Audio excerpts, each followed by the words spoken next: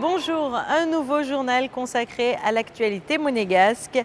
Vos titres en images. Le bilan de l'Assemblée parlementaire de la Méditerranée qui vient de se refermer en principauté. Un nouveau partenariat pour l'Ordre de Malte et le Centre cardio-thoracique de Monaco. Focus sur les chefs au sommet et dont le parrain n'est autre que notre chef bien-aimé, Joël Garreau. Et nous refermerons ce journal sur les chapeaux de roue avec le 18e rallye Monte-Carlo historique. L'Assemblée parlementaire de la Méditerranée s'est refermée ce mercredi à l'hôtel Hermitage. Les débats avaient débuté lundi sous l'égide du prince souverain. Le récit de Patricia Navarro. Il est à la tête au Maroc de la Chambre des conseillers, l'équivalent du Conseil national. Mohamed Cheikh Biadila est le nouveau président de l'Assemblée parlementaire de la Méditerranée. Il a été élu mardi à l'hôtel Hermitage au deuxième jour des discussions entre les représentants des 25 pays qui composent l'APM. Son ambition à l'aube de ce mandat, favoriser et poursuivre le dialogue politique initié au sein de l'Assemblée sur la plupart des thèmes d'intérêt commun. Je pense qu'il est très simple de voir les perspectives d'avenir à la lumière de ce catalogue de défis qui a été discuté pendant 2 jours dans ce pays fantastique qui est le vôtre. Les nouvelles menaces, toutes les transitions, transition démographique, transition démocratique, transition énergétique et transition sécuritaire. Les problèmes des droits de l'homme sont posés avec acuité au sud de la Méditerranée, mais aussi les problèmes du racisme et de l'islamophobie sont posés au nord de la Méditerranée. Le terrorisme dans sa globalité, pas uniquement au Moyen-Orient avec Daesh et en Irak et en Syrie, mais avec tout le reste, Boko Haram, Ansar ad-Din et toute cette network, ce réseau qui enveloppe le sud du Grand Sahara, l'arc sahélo-saharien. Il faut s'appeler que le Grand Sahara s'appelle par un grand penseur français, Brodel, l'autre Méditerranée. Finalement, nous avons 2 Méditerranées, celle qui est liquide et l'autre qui est solide. Donc le Grand Sahara, c'est les mêmes problèmes. Donc les affronter ensemble est le seul salut pour nous. À chacune de ces réunions, l'Assemblée parlementaire de la Méditerranée tient également à récompenser des personnalités ou des organisations et associations qui œuvrent en faveur de grands projets ou contribuent par leurs actions à promouvoir le bassin méditerranéen. Cette année, un prince jordanien ainsi que le président de l'association de restauration des sous-sols de Naples en Italie ou Jean-René Palacio, le directeur artistique de la SBM, ont été mis à l'honneur. Quelque part, ce n'est pas moi qui reçois le prix, mais El Gusto, qui est ce très bel orchestre arabo-judéo, shahabé, musique algérienne qu'on a reçu pendant le Monte Carlo Jazz Festival et qui est très symbolique justement de rapprochement des peuples de la Méditerranée.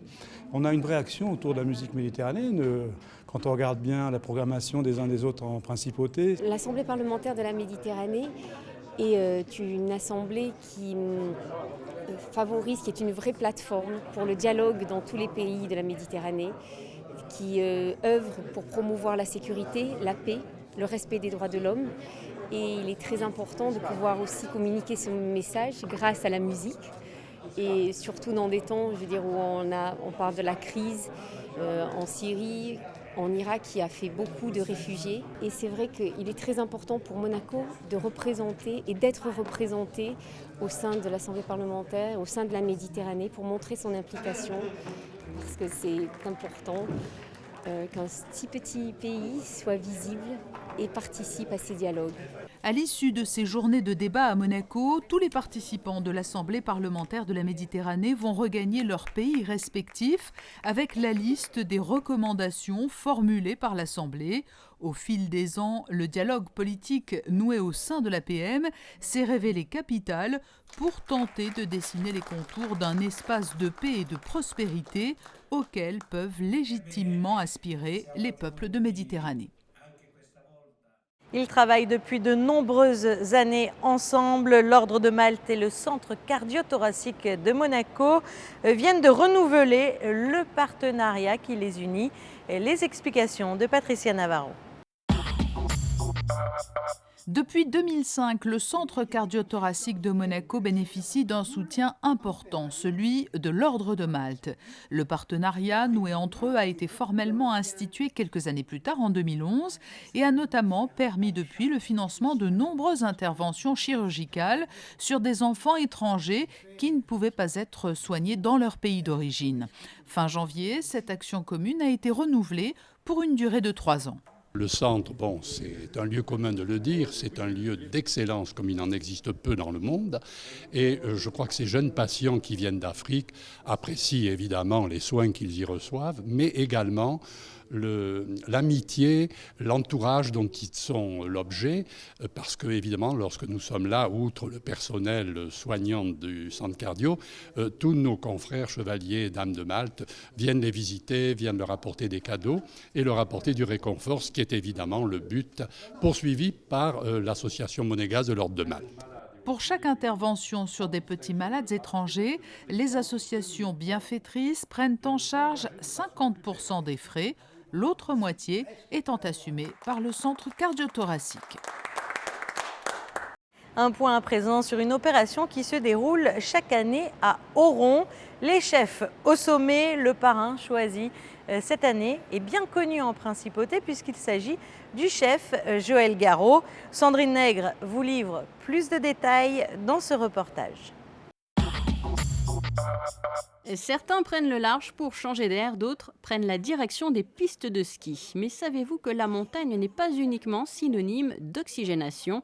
Elle est aussi synonyme de plats très fins, comme en témoigne le 4e festival de la gastronomie de montagne, organisé au cœur de la station d'Oron. Les plus grands chefs de la Côte d'Azur ont déjà confirmé leur participation, à l'image de Joël Garreau qui parraine l'opération Les Chefs au Sommet 2015. Venir après Jacques Chimois, après Alain Lorca et Jean-François Issautier, qui était donc le fils de la montagne, entre guillemets. Et oui, je suis très fier, et puis très fier de représenter Monaco, parce que vous savez qu'avec Monaco Goût et Saveur, je vais déjà donner une leçon de goût chaque année depuis 10 ans à l'École des Neiges d'Oron. Et c'est pour ça que Jean-Max aussi m'a dit, ça fait 3 ans, il me dit « je veux que tu sois mon parrain, je veux que tu sois mon parrain ». Et cette année, j'ai répondu positivement à son attente. Et bien sûr, je vais faire le jury le samedi, et le lundi, je vais dans un restaurant. En entrée, j'ai un petit velouté de châtaigne avec une escalope de foie gras. Ensuite, j'ai une Saint-Jacques avec une petite mandarine de pays et une émulsion au citron de menton, parce qu'il ne faut pas oublier qu'on reste dans le produit du terroir. Et puis après, j'ai mis un poisson, c'est une lotte que je fais avec façon civet vin rouge, de manière à amener ce petit côté chaleureux en station, parce qu'il faut un plat un peu capiteux, entre guillemets. Il faut savoir que c'est donc la 4e édition. Cette année, nous avons voulu donner un clin d'œil particulier à Joël Garreau et à nos clients monégasques. Voilà, c'était un petit peu, je dirais, un juste retour des choses, puisque nous avons une superbe clientèle monégasque sur Oron et nous en sommes très fiers.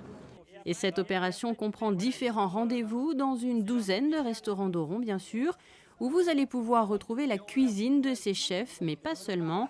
La gastronomie sera également à l'honneur à travers un marché aux produits artisanaux, des animations, des démonstrations et des dégustations. Un concours de cuisine amateur sera même organisé.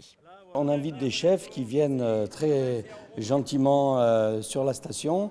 Le premier jour, ils opèrent dans les restaurants des pistes et le deuxième soir, dans le restaurant de la station sur le plateau. Avis donc pour terminer aux amateurs de montagne, de ski et de gastronomie, vous savez désormais que la station d'Oron réunira vos passions le temps d'un week-end prolongé du 7 au 9 février.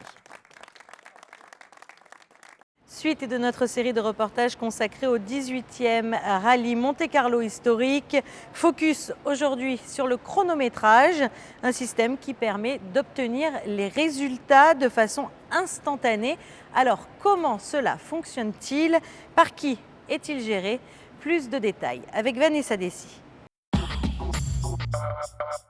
Son visage ne vous dit certainement rien et pourtant son nom, ou plutôt son pseudonyme, Patrick Soft, est bien connu du milieu des rallyes automobiles. Lorsqu'il est difficile d'assister à une course, tous les passionnés de sport auto n'ont alors qu'un seul réflexe, aller visiter le site internet patricksoft.fr. Tous les résultats sont en ligne en temps réel pendant la durée de l'épreuve afin de disposer des différents classements. Et cette année encore, le chronométrage de ce 18e rallye Monte-Carlo historique est assuré par cet homme au travers d'un système très pointu.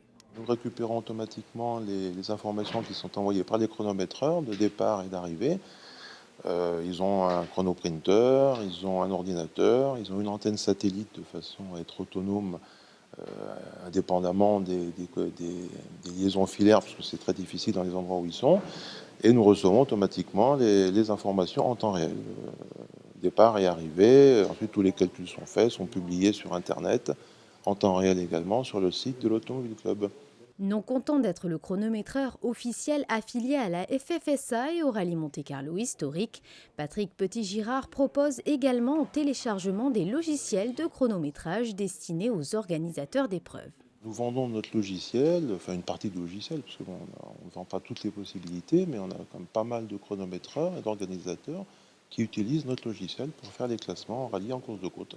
Beaucoup de beaux projets sont en cours pour la société Patrick Soft, comme notamment un contrat signé récemment pour le championnat de France de la montagne. Ce système de chronométrage aura donc permis de lever le voile sur le classement final de ce 18e rallye Monte-Carlo historique.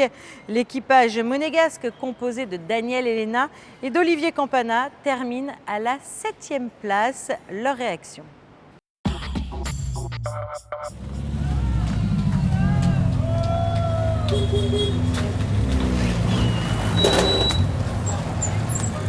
C'est super parce qu'on était parti avec un objectif de faire mieux qu'un certain Loeb Elena en WRC. On va faire normalement au moins une place de mieux, au moins ex aequo. On a beaucoup souffert avant-hier, on a perdu beaucoup de temps et cette nuit on a réussi à remonter 6 places dans la dernière nuit. Donc c'est une belle aventure et le Turini est en train de se retrouver enneigé et c'est des spectacles féeriques là-dessus. Ça marche bien une Volkswagen alors finalement? No comment. Je connais même pas la pub.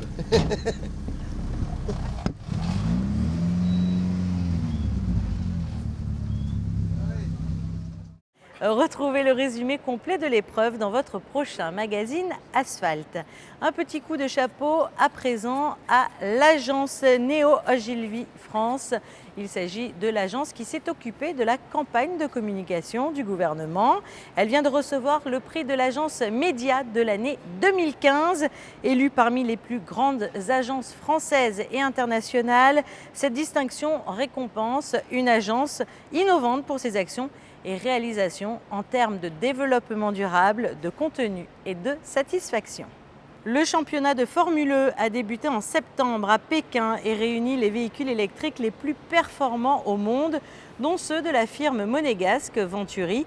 Face au succès grandissant de ce championnat, une date a été rajoutée au calendrier initial.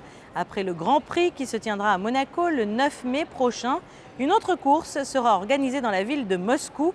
La date a été fixée au 6 juin. Quel temps fera-t-il prochainement? La réponse tout de suite dans la météo. Jeudi, au programme de petites averses et de rares éclaircies, le vent continuera de souffler mais moins fort que les jours précédents. Des températures inférieures au normal, comptez 6 pour les minimales et 9 pour les maximales. Vendredi, des nuages encore menaçants et quelques rayons de soleil. Le risque d'averses persistera avec au menu une grande fraîcheur. À noter un léger mieux pour le week-end. Samedi, le risque d'averse sera plus faible que les jours précédents, mais le ciel sera en grande partie nuageux. Dimanche, le soleil sera en fin de retour avec des températures saisonnières. Cette édition est à présent terminée. Retrouvez toute notre actualité sur le site www.monacochanel.mc. Au revoir.